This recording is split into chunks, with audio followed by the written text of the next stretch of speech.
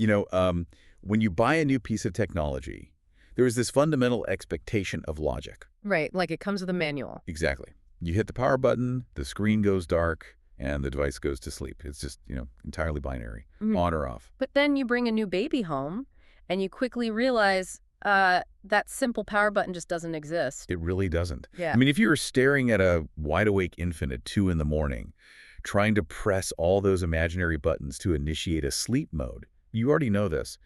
The whole diagnostic landscape of baby sleep is incredibly murky. Oh, absolutely. It completely defies logic because it's this profoundly complex, unpredictable biological system. Right. We expect a simple input-output schematic, but human biology at that early stage, well, it just doesn't follow those rules. Yeah, and if you're listening to this right now, maybe bouncing a wide-awake baby, I want to start with some data that might actually make you feel a bit more sane. The 2026 survey data, right? Yeah, the 2026 State of Parent and Baby Sleep Global Survey. They looked at over 32,000 parents across 97 countries. That's a massive sample size. It is, and 82% of those parents reported feeling just completely exhausted or drained. But here's the kicker.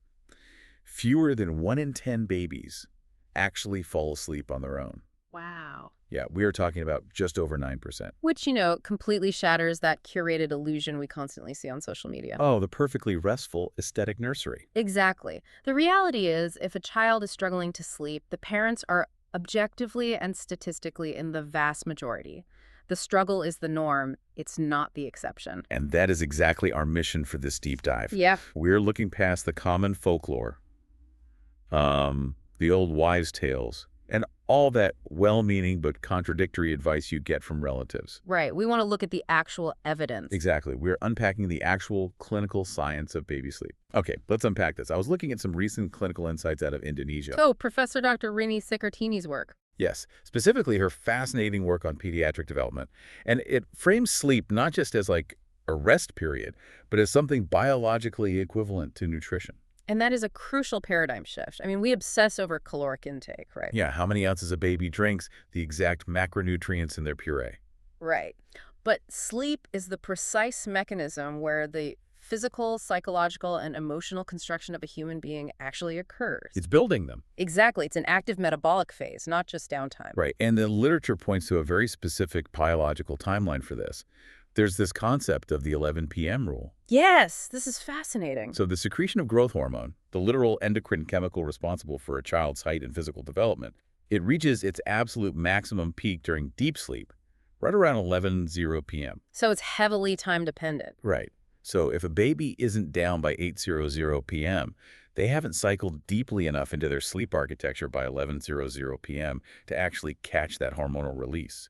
They miss the primary window. The endocrine system operates in lockstep with the circadian rhythm. So it's like catching a very specific hormonal train.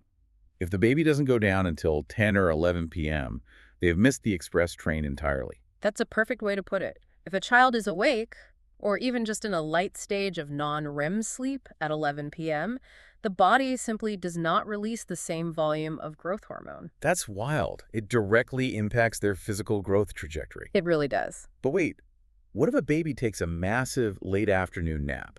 Say they sleep for 2 hours at 5 p.m. Does the circadian clock just rigidly ignore the fact that they recently slept? Well, that's where we have to distinguish between homeostatic sleep pressure and the circadian rhythm. Okay, break that down for us. Homeostatic sleep pressure is like a balloon that fills up the longer you are awake. A late nap basically deflates that balloon, making it harder to fall asleep later. Right, that makes sense. But the circadian rhythm, that internal clock dictated by light and dark cycles, it doesn't care about the nap at all. Oh, wow. Yeah. The 11 p.m. hormonal peak is still tied to the time of night, not how long they've been awake. So a late nap actually sabotages their ability to be in deep sleep when the growth hormone is ready to deploy. I see. So you are fighting their internal clock with their recent sleep history. Exactly. But what about brain development? I mean, is a tired baby just cranky, or is there more going on? We focus so much on physical growth. If we connect this to the bigger picture, a lack of sleep doesn't just mean a fussy day. Sleep is the ultimate restoration and sorting phase for the brain. like filing away memories. Yes, during those deep delta wave sleep cycles, the brain is actively pruning neural connections and consolidating memories from the day. It regulates the entire central nervous system. So it's critical for cognitive function. Absolutely. A well-rested child demonstrates measurably better attention, higher memory retention, and greater overall cognitive intelligence. So a lack of sleep actively hampers a child's long-term emotional security and neural development. Mhm. Deep sleep really is a biological necessity. It's non-negotiable. And that leads us to the clinical tools we have to protect that sleep. Here's where it gets really interesting. The acoustic interventions. Yeah, because looking at a massive literature review from Atlantis Press on sleep interventions, the absolute standout auditory tool is white noise. It is the most robustly documented intervention in the clinical literature, primarily because of how the human brain processes auditory information during sleep. So how does it actually work medically? It works because it provides a highly stable, unchanging tone across a wide range of frequencies. I have to ask, though, isn't adding more noise to a room counterproductive? Like, I wouldn't turn on a vacuum cleaner to help an adult relax. Well, you'd be surprised. But how does a constant sound not just keep their nervous system stimulated? Because of a concept called acoustic masking. The brain doesn't necessarily wake up because a sound is loud. It wakes up because a sound is sudden. Oh, so it's the change in volume.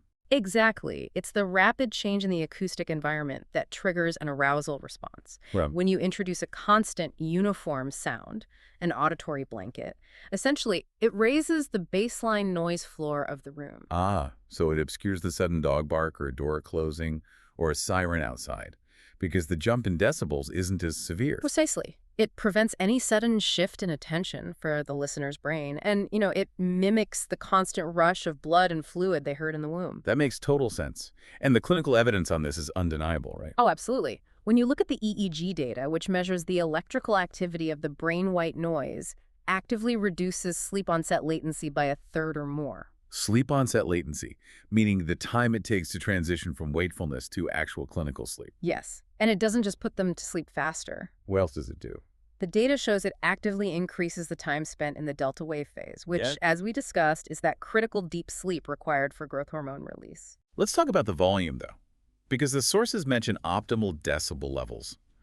For babies, the optimal volume for effectiveness is around 65 decibels. Which is roughly the sound of a running shower. Right.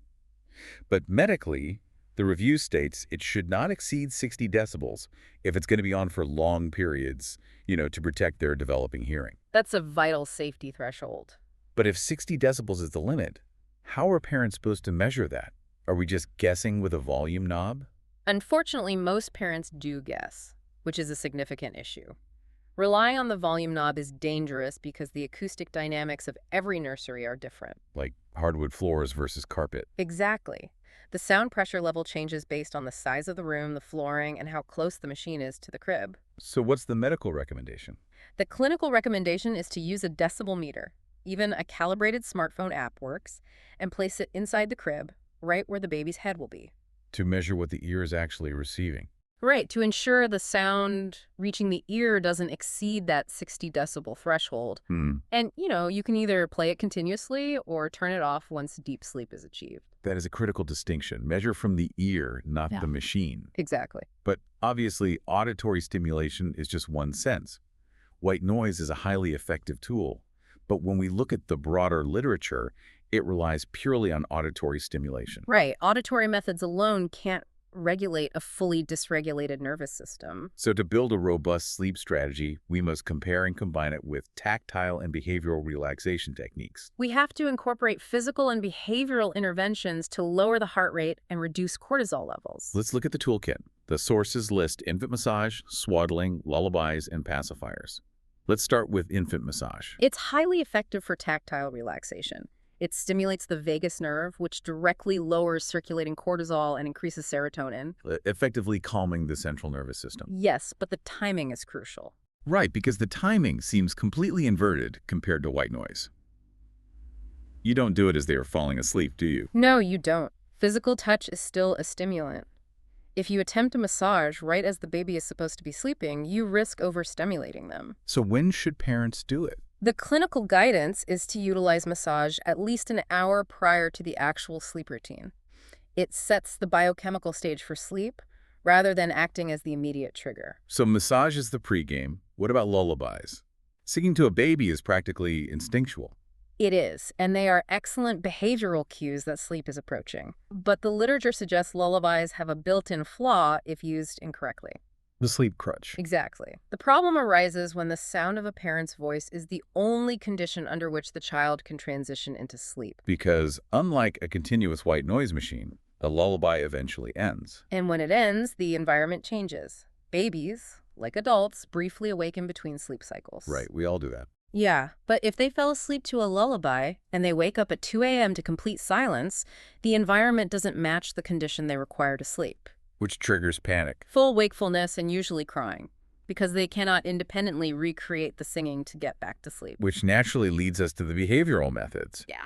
The clinical literature notes that the traditional cry-it-out method remains highly controversial. Yes, it can cause high parental stress and raises questions about early emotional bonding. So instead, the literature heavily features alternatives like fading and camping out. Can you break those down? Sure. Both are designed to gradually teach the skill of independent sleep without abruptly severing parental comfort. Fading is chronological. Meaning you adjust the time. Yes, you gradually shift the sleep times in small increments based on the baby's natural biological rhythm. This ensures high homeostatic sleep pressure when they hit the mattress. Okay, and what about camping out? That's more spatial, right?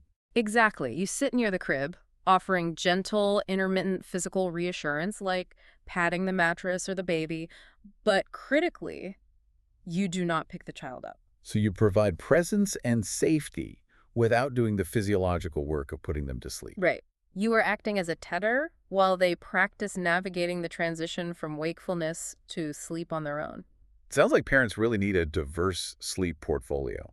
Like if you put all your investments into one single technique, say rocking them to sleep in your arms, The market crashes. yeah, the market crashes the absolute second you transfer them to the crib. You need diversification. This raises an important question, though, regarding how many tools a parent should actually use. Right. You don't want to overwhelm them. The clinical consensus strongly advises varying the techniques you use. So one evening, the routine might involve a swaddle and white noise. And the next day? The next afternoon, it might be a pre-sleep massage, followed by white noise and the camping out method. So you actively avoid letting them memorize a single pathway to sleep. Precisely. If they require you to, say, hold their hair to fall asleep, they become entirely dependent on that specific action. And they'll need it again when they inevitably wake up in the night. Exactly. By varying the tactile and behavioral tools, while keeping environmental constants like a dark room and white noise, you teach them the fundamental skill of settling their own nervous system. Let's talk about those environmental constants because having the right tools is useless if you don't sequence them correctly. How do parents actually structure these techniques into a daily routine that doesn't fail? The architecture of a routine has to be short, calm, and consistent. Right. It should always include a fresh diaper to remove physical distractors, and then a transition to a dark, cool room and a sleep cue like white noise. The sources specify an ambient temperature between 68 and 72 degrees Fahrenheit. Why that specific range? Why does it have to be cool? Mammalian brains require a drop in core body temperature to initiate the synthesis of melatonin. Oh, interesting. Yeah. When the ambient temperature is slightly cool, the blood vessels in the skin dilate to release heat, lowering the internal core temperature. And that physical temperature drop is the biological signal. Yes, it signals to the pineal gland that the sun has set and it's time to sleep. If the room is too warm, that thermal drop doesn't happen efficiently and melatonin production is stunted. So you drop the temperature, you trigger the melatonin, and you turn on the white noise to mask the acoustics. It sounds foolproof. But it isn't always, unfortunately. Right. Looking at the AI care and just Ask Jen sources, they detail exactly why these routines still fail, and they specifically highlight the overtired trap. This is a huge one. We tend to wait until the baby is obviously tired, rubbing their eyes and yawning, but biologically, that's already too late, isn't it? It is entirely reactionary, and it's a massive biological trap. By the time a baby is exhibiting those obvious physical signs of exhaustion, their optimal biological wake window has already closed. So if your wind-down routine takes 20 minutes and you start it when they're already showing those signs, The routine itself is causing the baby to become overtired. You're pushing them past their threshold. And what actually happens to their neurochemistry when they get pushed past that threshold? The central nervous system registers that extreme exhaustion not as a cue to sleep, but as a biological threat. Oh, wow. Like a survival mechanism. Exactly. It triggers a stress response, flooding of the bloodstream with cortisol and adrenaline to keep the body awake and alert. So you are now attempting to soothe a child who is chemically wired for a fight or flight response. That ruins the sleep architecture for the entire night. It absolutely does. You must anticipate the fatigue rather than react to it. So the paradigm shift is that you have to initiate the sleep routine while the child is still seemingly happy and alert. Right, just based on the clock and their wake window. Okay, so that's the overtired trap. The major point of failure the sources highlight is the rushing in trap.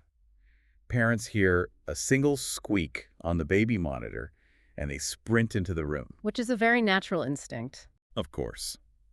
But infants have very different sleep architecture than adults, don't they? They do. Infants spend a much higher percentage of their time in REM, sleep rapid eye movement sleep, which is a highly active, neurologically noisy phase. Noisy how? They might grunt, whimper, twitch, or even let out a sharp cry while transitioning between REM and deep non-REM sleep. So they are actually still asleep during all that noise. Often, yes. Or they're in a very brief, entirely normal state of partial arousal. So when a parent rushes in and picks the baby up at the first sound, The parent becomes the active disruptor. Rushing in too quickly prevents the child from practicing self-soothing. which is the learned ability to fall back asleep independently. Right, the ability to bridge the gap between two sleep cycles. If you intervene every time they stir, you permanently steal the opportunity for them to learn how to connect those cycles. You have to pause and assess whether they are truly awake and distressed or just loudly navigating a sleep transition. So what does this all mean? For a parent in the trenches. Yeah, for someone listening to this on Zero Sleep who wants to implement these clinical strategies tonight, what is the fundamental rule of thumb? The ultimate anchor in all of this literature is the 2-week rule. Consistency is the single most critical variable. Meaning you can't just try something for a night or two. Exactly. Whatever behavioral methods you choose, whatever routine you map out, you must execute that exact sequence consistently for a minimum of 2 weeks before deciding it doesn't work. 2 weeks of a new routine feels like an eternity when you are surviving on 3 hours of sleep. It requires immense discipline. But neurologically, it takes time for a child's circadian rhythm, their endocrine system, and their behavioral expectations to remap to a new pattern. So if you change your intervention strategy every 3 days out of desperation, You continuously reset their learning curve, the child remains confused, and the dysregulation continues. You have to choose an evidence-based blueprint and hold the line. that makes a lot of sense. Let's recap the clinical journey we've taken today. Deep sleep is biologically non-negotiable. It's the physiological window where growth hormones peak and neural connections are consolidated. Crucial for development. Right. And white noise is clinically proven to reduce the time it takes to fall asleep by masking sudden ambient sounds, provided it's kept under 60 decibels at the ear. Correct. Combining auditory tools with tactile methods like an early massage and behavioral tools builds a better, more resilient sleeper. And finally, short, highly consistent routines prevent the dreaded overtiredness trap. And you hold that routine for 2 weeks. Yes. So if you are listening to this and dealing with a difficult sleeper, I really want to encourage you to view your baby's sleep environment not as a battleground, but as a biological process. It's a system. Exactly. A system you can gently manage and support using these specific evidence-based tools. You know, what's fascinating here is a final overlap in the clinical data that I think is really worth considering for anyone listening. Oh, what's that? The foundational elements we rely on to teach babies to sleep. A deliberately dark, cool environment to trigger melatonin. A consistent wind-down routine to lower the heart rate, and the continuous acoustic masking of white noise. Yeah. These are the exact same clinical recommendations prescribed by specialists to treat severe insomnia in adults. Wait, really? The exact same protocols? The exact same ones. The mechanisms governing the mammalian nervous system remain the same throughout our lives. That is profound. It makes you realize that perhaps we never actually outgrow the biological need for a structured sleep routine. We just become adults, get distracted by the complexities of life, and forget how to do it. Which brings us perfectly back to that laptop power button we started with. We expect our devices to shut off instantly, and we unfairly expect ourselves and our children to do the exact same thing. But Biological machines require a very deliberate sequence of cues to finally power down. Until next time, keep questioning, keep learning, and get some sleep.